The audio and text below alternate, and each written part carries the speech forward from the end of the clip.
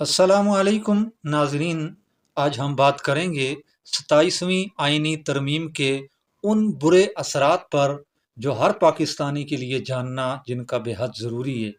اس کے 5 بڑے میں نقصانات بیان کروں گا۔ ویسے تو بے شمار اس کے نقصانات ہوں گے، آپ آگے آنے والے وقت میں دیکھتے رہیں گے، لیکن 5 اس کے بڑے نقصانات ہیں جو میں بیان کرنے لگا ہوں، نمبر وائز بیان کروں گا۔ جو مطلب مین ٹاپ لیول کے جو نقصانات ہیں وہ بیان کروں گا۔ نمبر 1، صوبائی خود مختاری کا اس آئینی ترمیم سے خاتمہ ہو جائے گا۔ یہ ترمیم صوبوں کے اختیارات کم کر کے سب کچھ مرکز کے ہاتھ میں دینے کی کوشش کر رہی ہے، اور اس سے صوبے خود مختار نہیں رہیں گے، اور فیصلے جتنے بھی ہوں گے وہ سارے اسلام آباد سے ہوں گے، اور ان فیصلوں کو اسلام آباد سے شائع کر کے چاروں صوبوں کے اوپر مسلط کر دیا جائے گا۔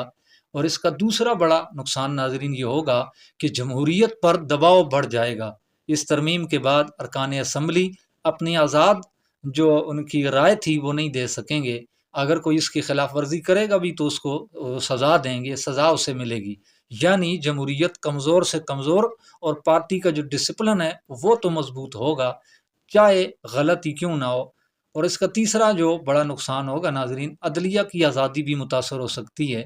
27ویں آئینی ترمیم عدالتی نظام میں انتظامیہ کے اثر و رسوخ کو بڑھا سکتی ہے، جو انصاف کے عمل کے لیے بہت نقصان دہ ہے۔ نمبر 4، اس کا ناظرین چوتھا بڑا نقصان یہ ہوگا آنے والے وقت میں کہ سیاسی آزادی پر بھی پابندی ہوگی۔ یہ ترمیم سیاستدانوں کو مجبور کر سکتی ہے کہ وہ اپنے ضمیر کی بجائے صرف پارٹی کے حکم پر چلیں۔